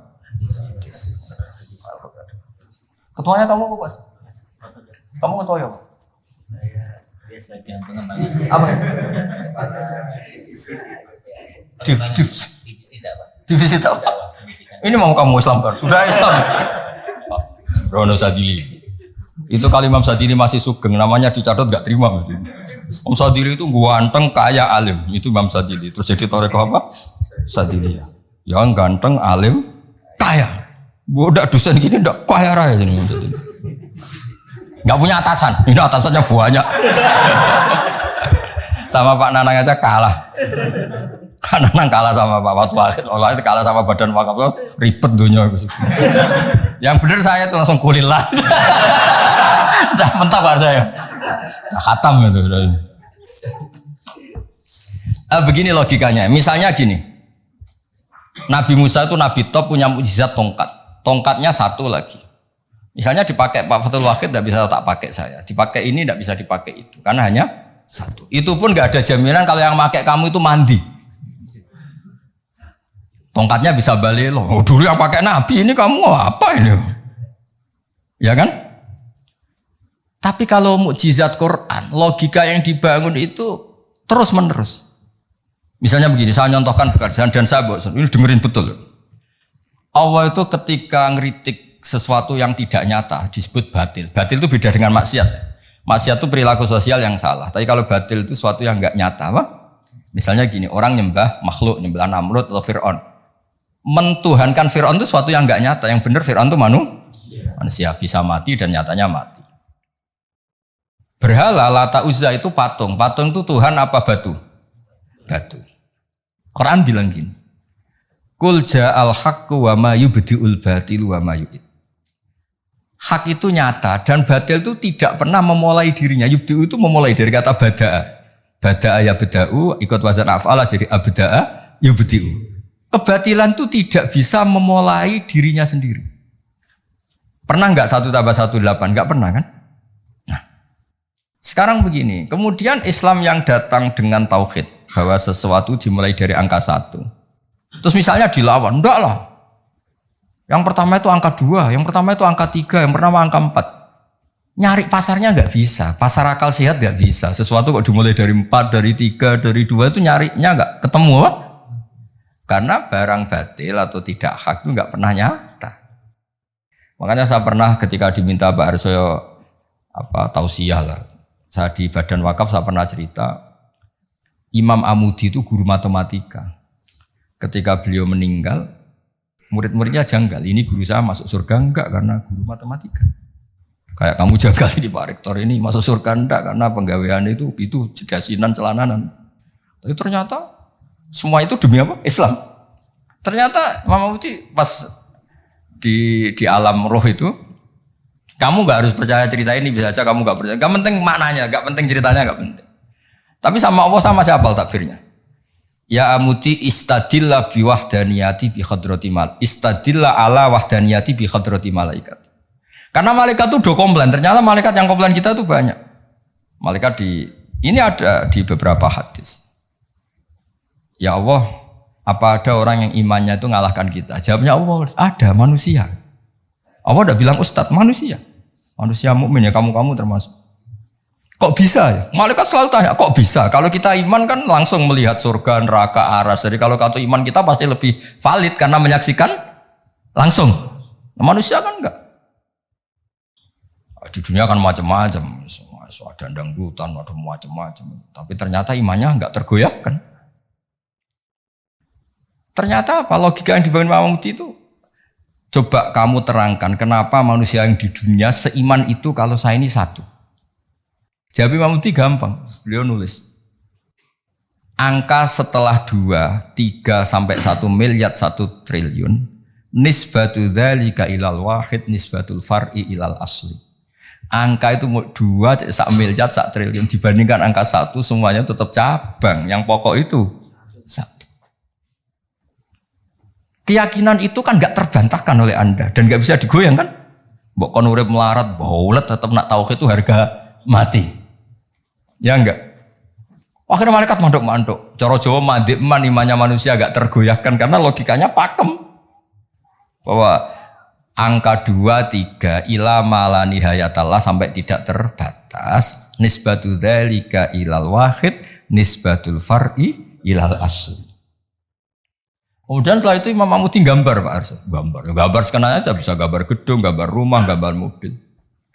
Gambar apapun juga dimulai dari minuk toh wahidah, dari satu titik. Gambar itu baik, besar, elek, apik, tetap dimulai dari satu titik. Nah, makanya Quran dimulai dari Bismillah sebagai isyarat, semuanya dimulai dari nuqtatil wujud, yaitu Allah Subhanahu wa Ta'ala. Nah, mukjizat ini yang dimiliki umatnya Rasulullah sallallahu alaihi wasallam. Misalnya kita bela Nabi itu poligami atau orang-orang soleh poligami, belanya gampang karena pakai rasional. Ngerumat orang satu apa? Ngerumat perempuan satu hukumnya apa? Baik kan? Ngerumat yang baik loh, maksudnya bukan ngerumat tak. Ngerumat perempuan satu yang baik hukumnya apa? Baik. Kalau 2 lebih baik, logika loh, udah usah dipraktekkan. Ini kan cerita orang baik, bukan cerita kamu, bukan. Orang baik, ngerumat perempuan satu baik. Jadi apa? Baik. Ngerumat 2? Nah, sekarang tinggal waliannya. Kamu satu saja kamu terlantarkan. Lantarkan orang satu, dosa. Orang 2, lebih dosa. Itu kan. Jadi meskipun Anda tidak berani poligami, membela bahwa kenapa sih nabi-nabi dulu poligami, gampang, logik. Ya gitu. Tapi harus kamu praktekkan. Kamu gak orang baik gitu maksud saya. Tapi untuk membela secara rasional tuh gampang. Ya, orang baik ngerawat orang satu, baik ngerawat orang 2, dah ya.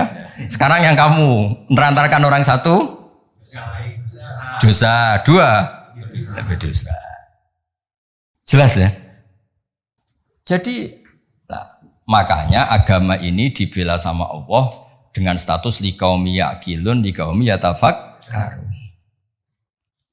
Gak usah pertunjukan kayak mujizat tadi, intinya agama ini tidak perlu pertunjukan Nabi Muhammad terus ngomong. Nah, kalau gitu kasihan kiai-kiai yang sekarang.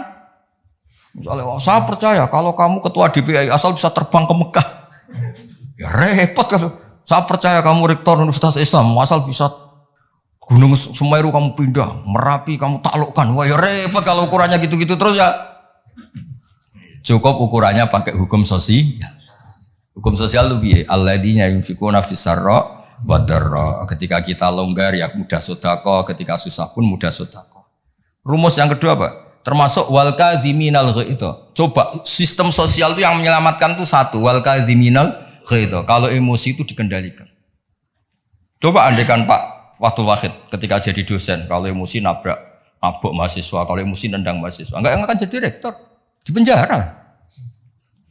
Berarti yang menyelamatkan karirnya apa? Wal kadhiminal ghaidh. Sebagian hadis tentang apa? La taghdab faradada miran faqala la. Pak Arso juga sama, nanti kan beliau dulu ketika sekedar dosen sudah nampari mahasiswa, nggak akan pernah jadi rektor, udah di penjara. Saya jadi kiai meskipun kata orang banyak salim terus nuabo ikon langsung gagal jadi kiai. Artinya apa? Rumus sosial Quran dimulai yang penting kumpul sosial itu dermawan, yunfikuna fisarra wa darra. Terus hukum sosial lagi wal kadhiminal ghaidh. Kalau kecewa itu mudah memaafkan, bisa nyimpen wal afina. Coba semua tidak perceraian ya barokahnya wal afin mudah memaafkan. Kalau semua orang ngungkit-ngungkit yang nggak penting-penting masalah semua kan satu Indonesia. Nah, aslinya gini, Islam tuh ngatur peradaban tuh logis aja ini. Saya kalau nyontohkan gini, kamu di Jakarta, merantau di Jakarta atau di Thailand atau di mana saja, dan Anda melakukan sama teman kamu yang kamu cari zaman berteman itu. Kenangan kamu sebagai yunfikun, orang yang memberi al-yadul ulya khairum al-yadis sufla. Mampir ku pede. Misalnya ku itu konco jenis Parmin di Jakarta atau di Thailand. Ketika kamu kenal di Kudus, kamu sering ngamal, kalau kecewa ya tidak main tampar. Kamu mampir pede ndak? Pede.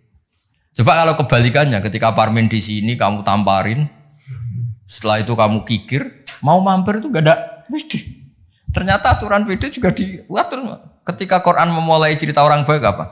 Alladzina yunfikun. Yunfikun itu yang melakukan infak. Hubungannya dengan orang lain itu kalau bisa memberi. Kalau enggak bisa, ya paling tidak ganggu. Makanya Nabi ngendikan izzat fima indanas uhibbakan nas. Kalau kamu enggak tukang ganggu harta orang lain pasti disenangi manusia. Kamu didulani teman yang enggak akan pinjam motor kamu, mobil kamu kan tenang. Tapi kalau orang yang pelanggan minjem, waduh. Jadi intinya, andaikan peradaban itu dibangun begini kan enak. Contoh terakhir lagi mukjizatul Quran. Ada ayat walau kunta fadhdhan ghalidhal qalbi lan faddu min khawlik.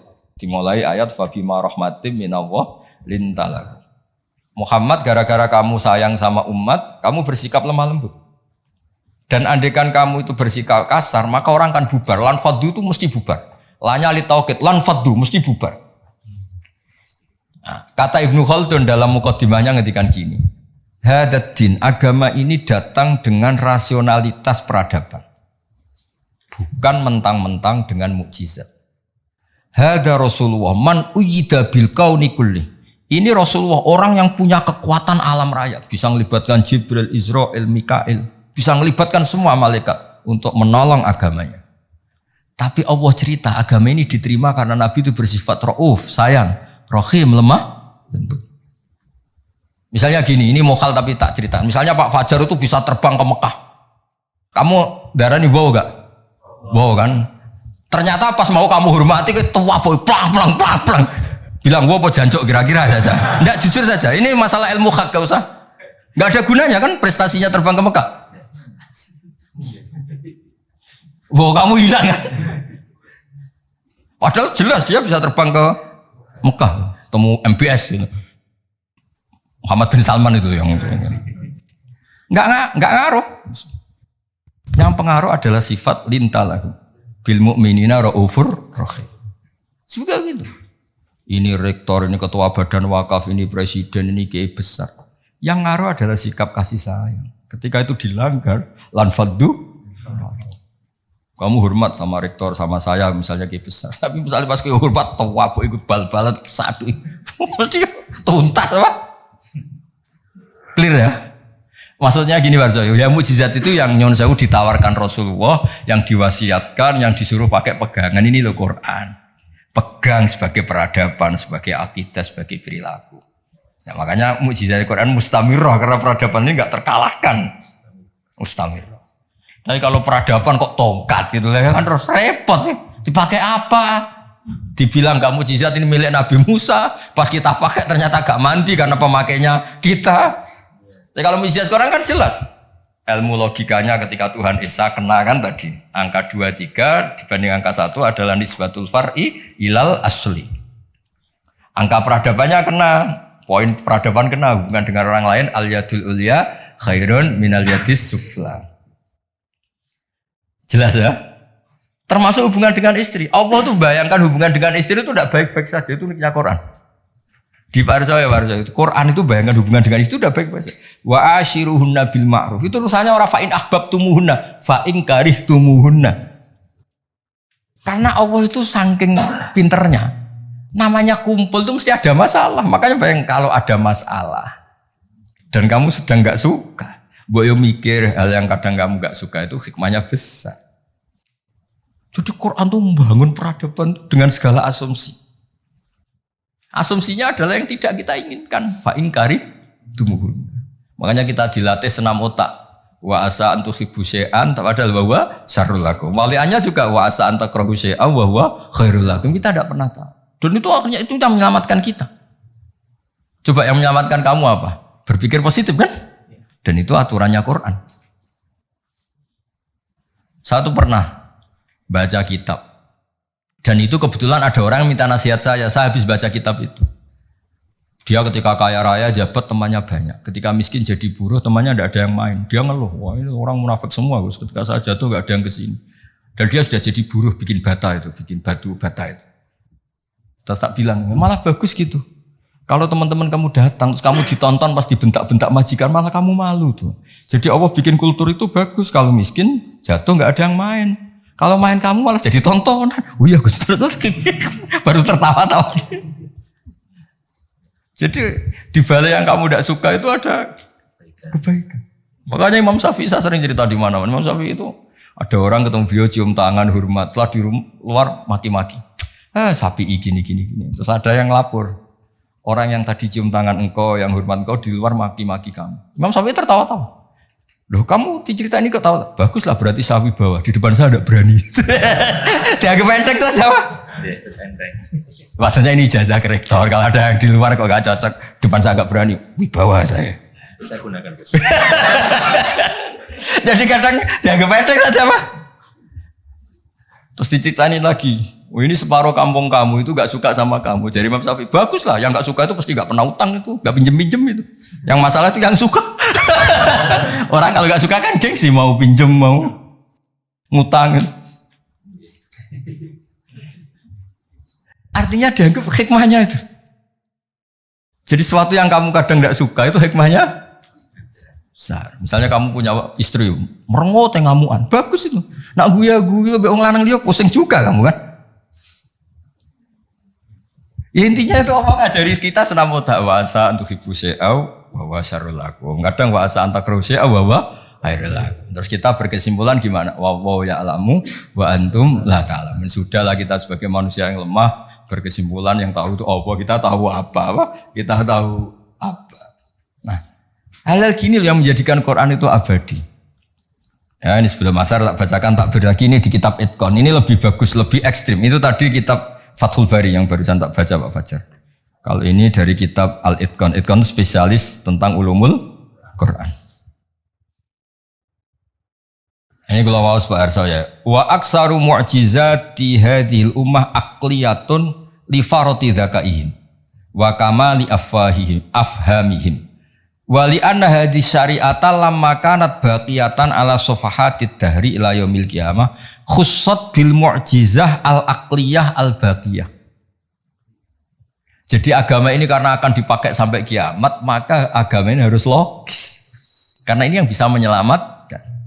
Misalnya gini logis. Ketika saya hubungan dengan Pak Fathul Wahid baik-baik saja, karena hubungannya saling manfaat. Dan Islam mengharamkan madharati ke orang lain, merusak orang lain, merusak sarana umum. Dan itu yang menyelamatkan peradaban adalah Allah gak suka perilaku apa? Merusak.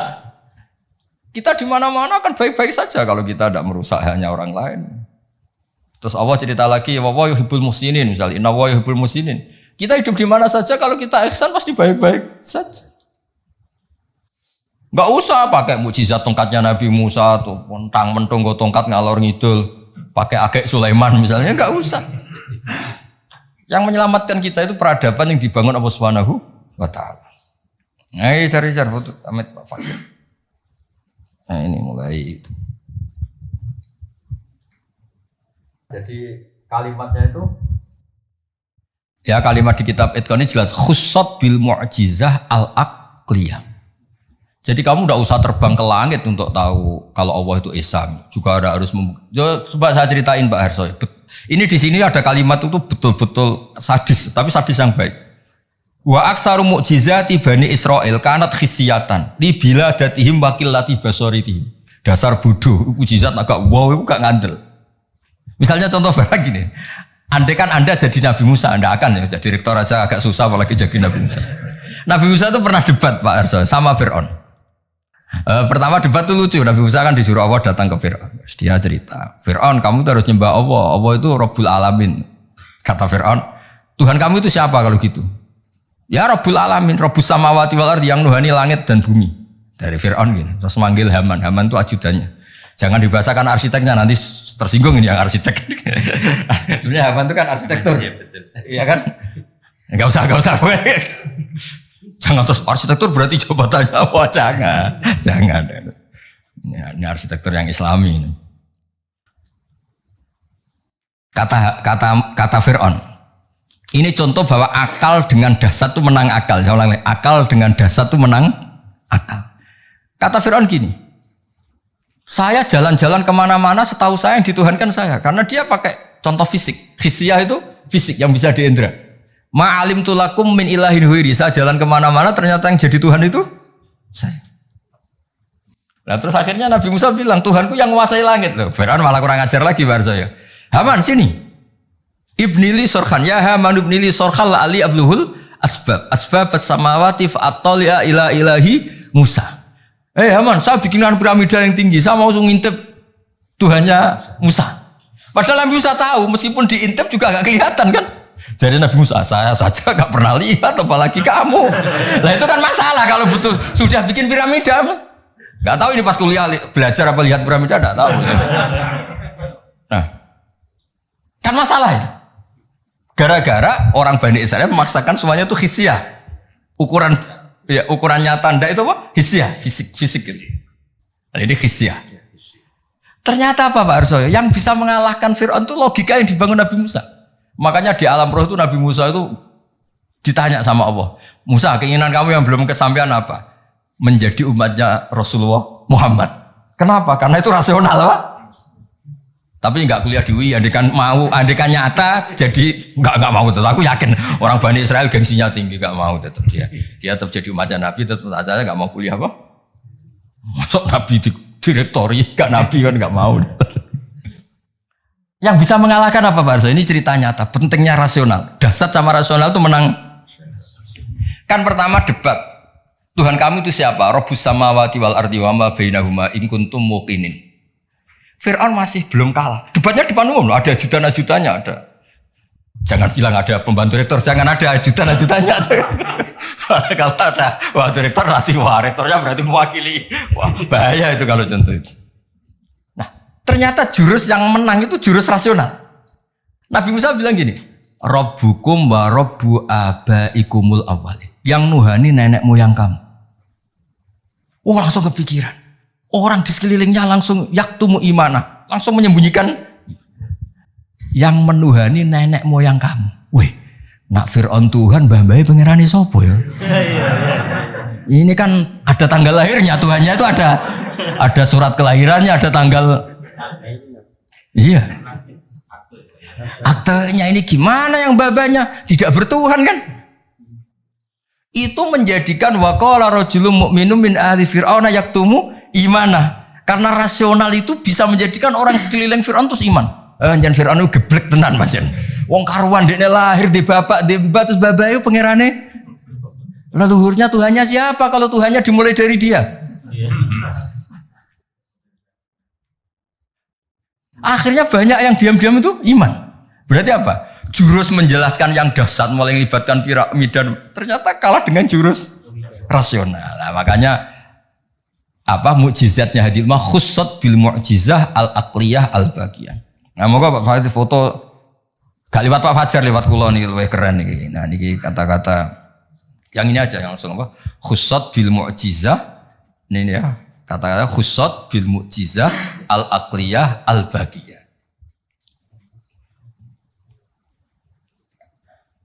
Dah. Ah ya lengkap. Ini kitabnya kitab-kitab judulnya di foto ini Fathul Bari sama.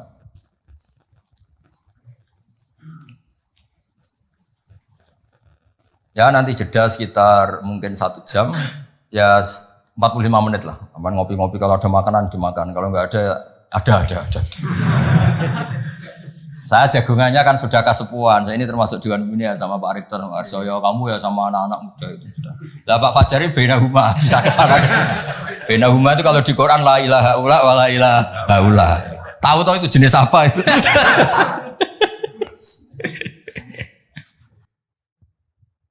Ya jadi itu cerita mukjizat versi kitab Fathul Bari sama kitab Itqan. Ini versi kitab Ijazul Quran. Itu lebih dahsyat lagi cara nerangkan. Ini yang ngarang Abu Bakar Al-Baqilani. Ini mbah gurunya Imam Ghazali. Imam Ghazali itu punya guru namanya Imamul Haromen. Itu punya guru lagi namanya Abu Bakar Al-Baqilani. Itu beliau ngendikan begini Pak Arsoy. Muqaddimahnya gini. Innama yujibul ihtimama attama bi ma'rifati i'jazil Qur'an anna nubuwatan nabiyina alaihi salam buniyat ala hadhil mu'jizah.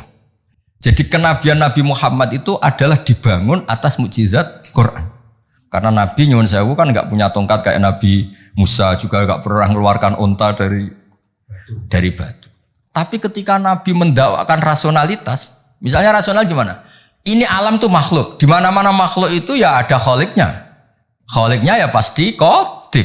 Masa kholik datang kemu? Masa Tuhan kok lahir di bumi kan ya udah lucu kan? Tuhan kok pahpo kayak Fir'aun, udah gitu dimumi lagi kan ya lucu kan sih. Tuhan kok tenggelam kan ya banyak yang. Jadi Nabi kalau datang tuh penjelasan. Saya beri sekian contoh di Quran betapa Nabi bisa menaklukkan pikiran orang Arab dengan rasionalitas. Ada orang Arab dulu itu cerita, problem kita itu banyak, maka Tuhan kita harus banyak. Ketika Nabi mendakwahkan satu Tuhan, mereka bilang aja'alal alihata ilaha wahida inna adalah syai'un ujab. Masa Tuhan banyak, Tuhan apa sedikit, problem kita banyak, Tuhannya harus banyak. Terus Nabi bikin perbandingan. Daraba wa matala rajulan fihi syuraka umutasyakisuna wa rajulan salamal lirajul. Hal yastawiyani masalah. Daraba wa rajulan fihi syuraka terus. Walhasil ada buruh atau pembantu atau pegawai punya majikan banyak. Perintahnya beda-beda, mutasyakisun, perintahnya beda. Semuanya ingin dituruti. Sama satu orang yang hanya punya satu majikan. Enak mana? Terus orang-orang Arab bilang, ya enak punya satu majikan, punya majikan banyak repot. Ya Tuhan kamu itu majikan kamu. Kalau semuanya jadi Tuhan, perintahnya beda-beda, seleranya ya beda. Beda yang repot juga kamu. Paham? Contoh lagi rasionalitasnya Quran. Quran itu Islam lah. Itu kan selalu bilang la ilaha illallah wahdahu la syarikalah. Tuhan itu enggak punya rival, enggak punya sekutu, enggak ada yang setara. Terus mereka tanya, Muhammad kasihan dong Tuhan kalau sendiri enggak ada yang mitranya atau enggak ada yang setara. Terus Allah cerita ke Nabi bilang kira-kira gini. Saya ini ketika enggak ada langit bumi ya sendiri yang menciptakan saya semua kata Allah. Tapi orang Arab perasaannya tuh masih suka tamsil. Tamsil itu logika yang auqa'afin nafsi, satu perumpamaan. Allah kayak perumpamaan itu ekstrim dan orang pasti taslim, pasti setuju. Misalnya kamu miskin, ini kan mahasiswa rata-rata masih miskin, yang kaya orang tuanya mungkin. Itu pun kalau yang kaya, kalau enggak kan sudah jadi pekerja, merantau di mana-mana, mengumpulkan uang bisa beli Innova. Setelah beli Innova, Pak Arsoyo atau saya atau Pak Warwakid menguasai mobil kamu kayak kamu boleh enggak? Enggak boleh kan? Makanya terus Allah bikin darabalakum masalam min anfusikum halakum mimma malakat aymanukum min syuraka'a fi ma razaqnakum fa antum fihi sawa takhafunahum ka khifatikum anfusakum. Allah bikin satu perumpamaan. Misalnya Anda punya mobil yang beli kamu, harta kamu. Kemudian ada orang lain yang gaya menguasai itu kayak miliknya. Kamu boleh enggak? Ya enggak boleh, yang punya saya. Kok ada orang lain sok-sokan? Ya sama. Yang bikin langit bumi itu Allah sendiri. Terus ada orang sok-sokan kayak Fir'aun Namrud, sok-sokan. Gak ikut gawe, gak ikut menciptakan kok nguasai. Makanya ketika Tuhan, saya pernah yang ngaji itu orang yang dulu pernah lama di Perancis. Itu ngaji saya tak terangkan. Kata siapa Quran tidak demokratis? Quran demokratis sekali. Kata Allah begini. Tuhan nggak saya nggak apa-apa kata Allah. Ini nggak kata saya kata Allah. Tuhan nggak saya nggak apa-apa. Tapi yang kamu katakan Tuhan itu, aruni madza khalaqu minal ardi, hadza khalqullah, fa aruni madza khalaqal ladzina min duni. Ini saya Tuhan yang bisa menciptakan langit bumi. Kalau kamu ngaku Tuhan, bikin bumi tandingan. Ngaku Tuhan kok pakai bumi saya kata Allah. Ngaku Tuhan kok pakai bumi. Bikin sendiri. Sebagian ayat